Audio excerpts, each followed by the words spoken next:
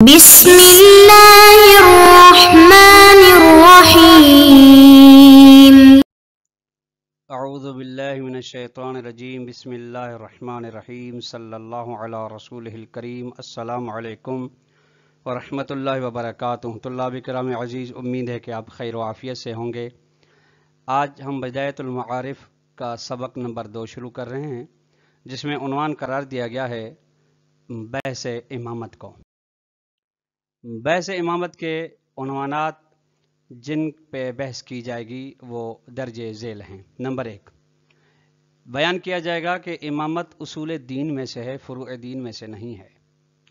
Number 2، امامت اللہ کی جانب سے نبوت کی طرح لطف ہے، اس کو بیان کیا جائے گا۔ نمبر 3 نقطہ ہے، امامت استمرار نبوت کا نام ہے، کوئی نئی چیز یا نبوت سے ہٹ کے چیز نہیں ہے۔ نمبر 4 نقطہ ہے، امامت ثابت ہونے کے طریقے راستے کون سے ہیں، بیان کیے جائیں گے۔ آخری اور 5واں نقطہ آج کے درس کا ہوگا، کوئی بھی زمانہ امام حق کے بغیر نہیں ہو سکتا، نہ ہی رہا ہے۔ آئیے کتاب کی عبارت کو دیکھتے ہیں۔ غور فرمائیے گا طلاب کرام عزیز، جیسا کہ آپ جانتے ہیں پہلے درس میں بیان ہو چکا ہے کہ کتاب بدایت المعارف کا متن عقائد الامامیہ مرحوم مظفر کی کتاب ہے، اور اس کی شرح آیت اللہ محسن خرازی نے کی ہے۔ آج کے درس میں پہلا درس ہے، جو کتاب کے حساب سے پہلا درس ہے، ویسے دوسرا درس ہے، متن کو بیان کیا جا رہا ہے۔ دوسرے درس میں اس کے بعد والا جو تیسرا درس نمبر آئے گا، یعنی کتاب کے حساب سے دوسرا درس، اس میں اس کی شرح بیان کی جائے گی۔ لہٰذا کوشش یہ کی جائے گی کہ یہ جو مرحوم مظفر کی کتاب کا متن ہے، اس کو ترجمے کی حد تک اتفاق کیا جائے، سوائے بعض جگہوں پہ جہاں پہ شرح میں اس کی وضاحت نہیں کی گئی، یہاں ہم وضاحت دیں گے، وگرنہ فقط ترجمے پہ اتفاق کریں گے۔ فرماتے عقیدتنا فی الامامت، ہمارا عقیدہ یعنی شیعہ اثنا عشری کا عقیدہ امامت کے بارے میں کیا ہے۔ فرماتے ہیں نعتقد ان الامامت اصل من اصول الدین، ہمارا عقیدہ یہ ہے کہ بے شک امامت ایک اصل ہے اصول دین میں سے۔ اصول دین یعنی دین کی بنیاد چیزیں، اصول دین یعنی جس بنیاد پہ دین کی عمارت قائم ہے، ان کو اصول دین کہا جاتا ہے۔ فرماتے ہیں کہ امامت اصول دین میں سے ایک اصل ہے، ایک بنیاد ہے، جس کے بغیر دین کی عمارت نامکمل ہے۔ لا یتم الایمان الا بالاعتقاد بہا، طلاب کرام عزیز بہا کی ضمیر جا رہی ہے امامت کی جانب۔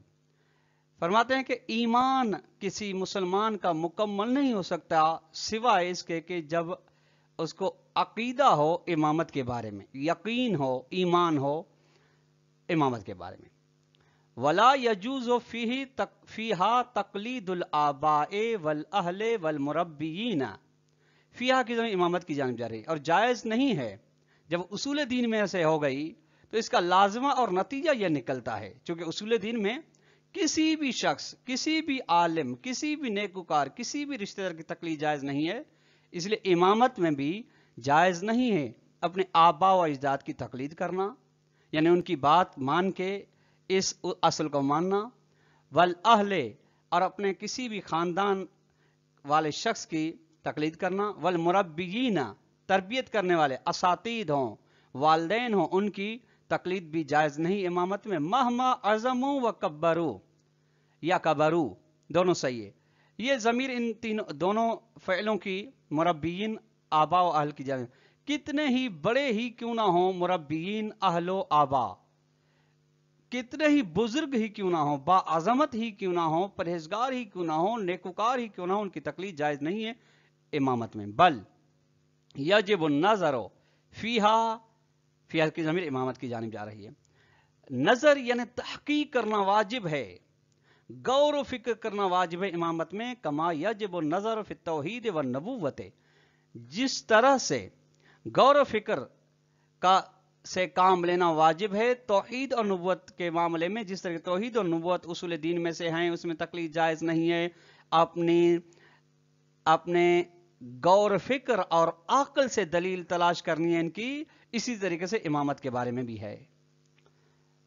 مصنف فرماتے ہیں وَعَلَى الْأَقَلِّ أَنَّ الْاعْتِقَادَ بِفَرَاغِ ذِمَّةِ الْمُكَلَّفِ مِنَ التَّكَالِفِ الشَّرْعِيَّةِ الْمَفْرُوضَةِ عَلَيْهِ يَتَوَقَّفُ عَلَى الْاعْتِقَادِ بِهَا ایجابًا أو سلبًا. ان کی طلاب کرام خبر اعتماد اسم ہے اس کا، یتوقف اس کی خبر ہے. کم از کم یعنی فرض کر لیں اگر امامت اصول دین میں سے نہیں ہے پھر بھی ہمیں امامت کی ضرورت ہے. اس علل اقل کے بعد یہ بیان فرمائے کم از کم، یعنی اگر لو فورز، ورنہ میرا تو عقیدہ ہے کہ اصول دین میں سے، اگر لو فورز اصول دین میں سے نہیں ہے تو یہ ہے کہ ایک عقیدہ رکھنا کہ مکلف کا ذمہ فارغ ہے شرعی تکالیف یعنی ذمہ داریوں سے جو فرض کی گئی ہیں علیہ اس مکلف پر. ایسا عقیدہ رکھنا کہ ذمہ میرا فارغ ہے تکالیف شرعیہ سے، ایسا عقیدہ موقوف ہے اس بات پر کہ آدمی امامت کے بارے میں عقیدہ رکھے ایجاباً او سلباً. یعنی امامت ہے، ثابت ہے تو عقیدہ رکھنا واجب، نہیں ہے سلباً یعنی نفیاً نہیں ہے تو اس پر اعتقاد نہیں ہے، یہ فرضی.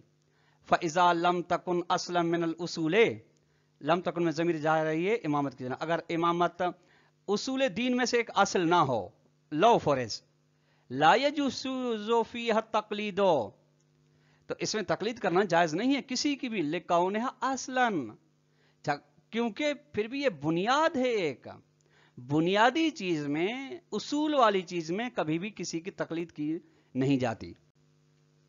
فَإِنَّهُ يَجِبُ الْاعْتِقَادُ بِهَا، بے شک واجب ہے عقیدہ رکھنا بہا امامت کے بارے میں، من هذه الجہت اسی لحاظ سے. کس لحاظ سے؟ بیان فرماتے ہیں اے من جہت ان فراغ ذمت المکلف من تکالیف المفروضۃ علیہ قطعا من اللہ تعالی واجب عقلا.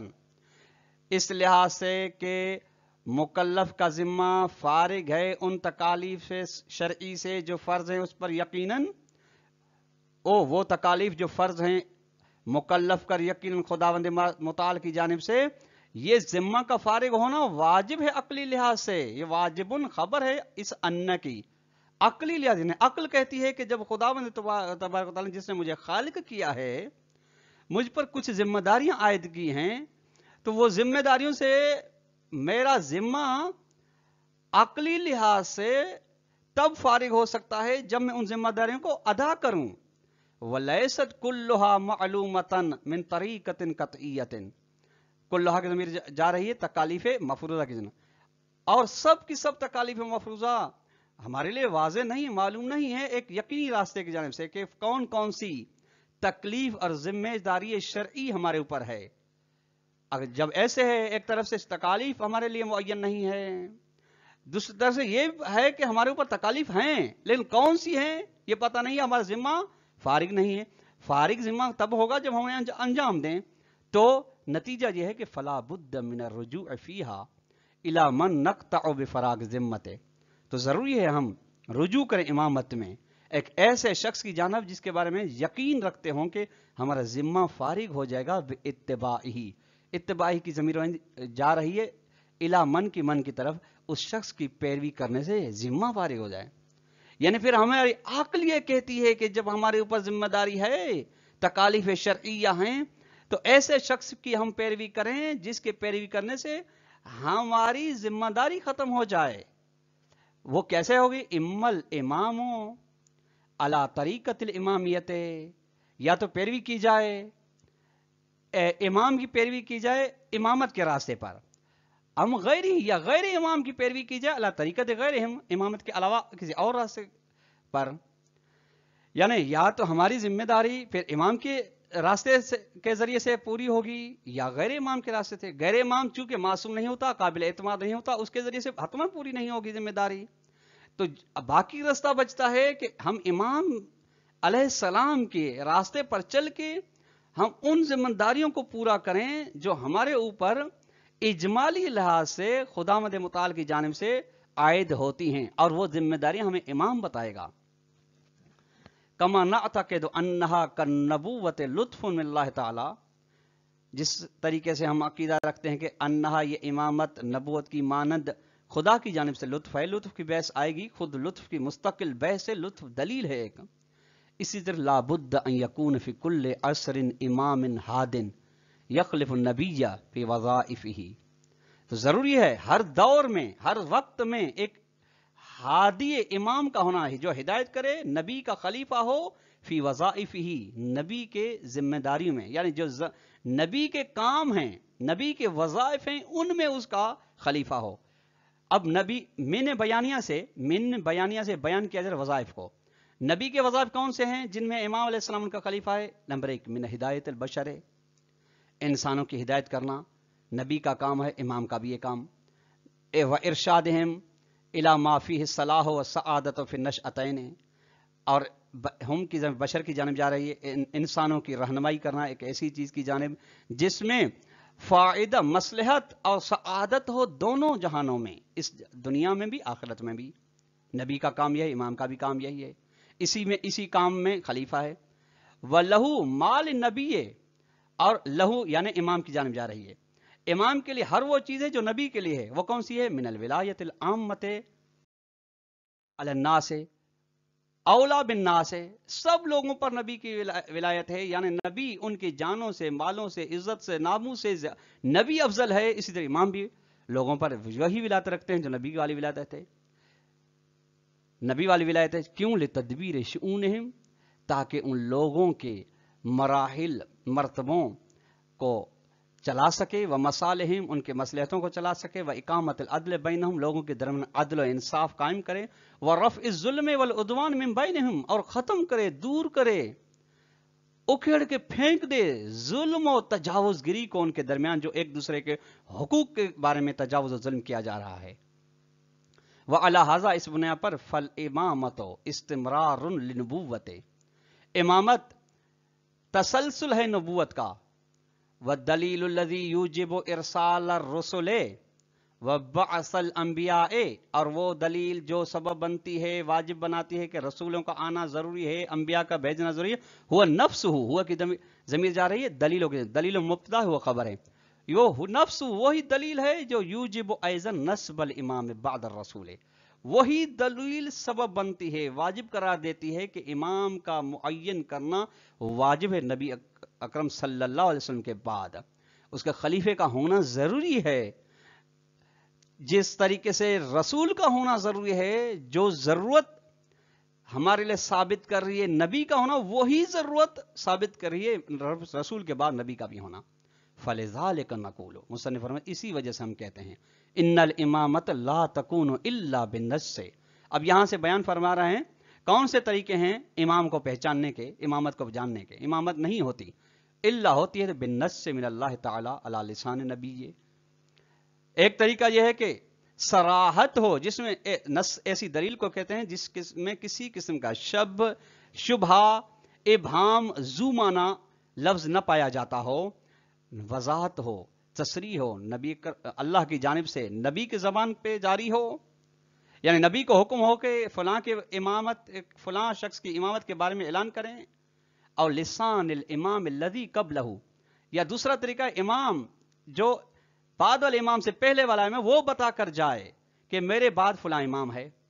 ولیست ہی بالاختیار والانتخاب من الناس، اور یہ امامت لوگوں کے اختیار اور کرنے کی وجہ سے کہ کسی بھی شخص کو چن لیں، انتخاب کر لیں لوگوں میں سے، یہ ان کا کام نہیں ہے، اللہ کا کام ہے. اللہ کا کام امام کو، امامت کے لیے کسی امام کو انتخاب کرنا اللہ کا کام ہے، لوگوں کا نہیں ہے.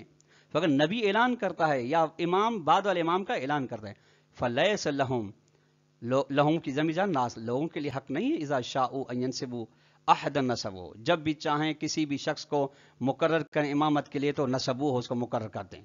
واذا شاءوا، اور جب چاہیں لوگ ان يعينوا اماما لہم، اپنے لیے امام مقرر کریں تو عینوا ہو تو اس کو مقرر کر دیں، یہ ان کے لیے حق ہی نہیں ہے. ومتى شاءوا ان يتركوا تعيينه، اور جب چاہیں امام کے معین کرنے کو ترک کر دیں تو ترکو، اس کو چھوڑ دیں. لیسع لهم البقاء بلا امام، یہ حق نہیں ہے، کیونکہ لوگ تو دونوں کام کر سکتے ہیں، جب چاہیں امام کا تعین کریں اور جب چاہیں امام کا تعین نہ کریں. نتیجہ یہ ہوگا کہ صحیح ہو جائے گا لوگوں کے لیے بغیر امام کے لیے باقی رہنا، جبکہ متواتر حدیث ہے بل مم مات ولم یعرف امام زمانی مات میتتن جاہلیتن. حدیث متواتر شیعہ سنی کتابوں میں حدیث ہے کہ جو بھی شخص مر جائے در حالانکہ وہ اپنے زمانے کی امام کی معرفت کے بغیر مر جائے تو وہ مر گیا جاہلیت کی موت. تفسیر آئے گی، شرح آئے گی، جاہلیت سے موت ہے یہودیت اور نصرانیت کی موت.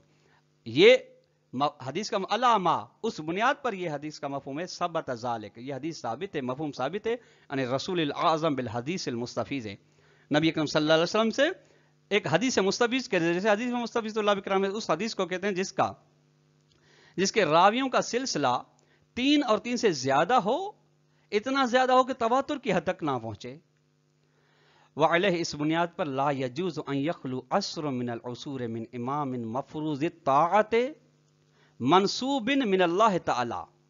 جائز نہیں کوئی بھی زمانہ خالی ہو، زمانوں میں سے خالی ہو ایک ایسے امام سے جس کی اطاعت فرض کی گئی ہو، اللہ کی جانب سے مقرر ہو، سواء ابا البشر ہو ام لم یابو، چاہے لوگ اس کا انکار کریں یا انکار نہ کریں بلکہ قبول کریں. سواء ناصرو ہو ام لم یناصرو ہو، چاہے لوگ اس امام کی مدد کریں یا مدد نہ کریں. اطاعو ہو ام لم یطیعو ہو، چاہے اس کی اطاعت کریں یا اطاعت نہ کریں. وسواء کان حاضرا ام غائبا من اعین الناس، چاہے وہ امام حاضر ہو لوگوں کے درمیان آنکھوں سے دکھائی دے یا آنکھوں سے غائب ہو، آنکھوں کی نظروں سے اوجھل ہو.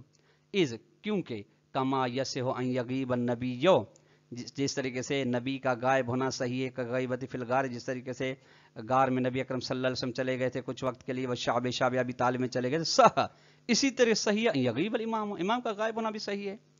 ولا فرق، کوئی فرق نہیں ہے فی حکم العقل بین طول الغیبت و قصرها، امام کے یا نبی کے غائب ہونے میں اس کی غیبت لوگوں کے درمیان سے چلے جانا طولانی ہو پھر واپس آ جائے، یا قصرها یا مختصر ہو. قال اللہ تعالی وَلِكُلِّ قَوْمٍ هَادٍ، ہر قوم کے لیے ہدایت کرنے والا ہے، وہ امام ہو یا نبی ہو یا رسول ہو. سورہ راج کی آیت نمبر 8 ہے. اور دوسرا ارشاد ہے قال وَإِن مِّنْ أُمَّةٍ إِلَّا خَلَا فِيهَا نَذِيرٌ، سورہ فاطر کی آیت نمبر 22 ہے، جس میں کا ترجمہ ہے کوئی کسی بھی امت کو ہم نے نہیں چھوڑا بغیر ڈرانے والے کے، ہر قوم میں ہم نے ڈرانے والا بھیجا ہے، وہ چاہے نبی ہو یا امام ہو یا رسول ہو. طلاب کرام عزیز، یہاں تک آج کے درس کا خلاصہ یہ ہوا کہ امامت اصول دین میں سے ہے، اور اصول دین میں تقلید جائز نہیں ہوتی، لہٰذا امامت میں بھی تقلید جائز نہیں ہے. امام خدا کی جانب سے امامت خدا کی جانب سے نبوت کی مانند لطف الہی ہے، اور امام کے انتخاب کے 2 راستے ہیں، ایک خداوند تبارک و تعالیٰ ایک نبی کی زبان سے بیان کروائے، یا ایک امام دوسرے بعد والے امام کے بارے میں بتا دے. اور لازمی نہیں ہے کہ امام ہر وقت لوگوں کے درمیان آنکھوں کے سامنے رہے، بلکہ امام کا ہونا ضروری ہے. کوئی زمانہ خالی نہیں رہے گا، نہ ہی رہتا ہے جو امام کے بغیر ہو. پھر ہو سکتا ہے امام ان کے آنکھوں کے سامنے ہو یا آنکھوں کے سامنے نہ ہو، پردے غیبت میں ہو. والسلام علیکم ورحمۃ اللہ وبرکاتہ.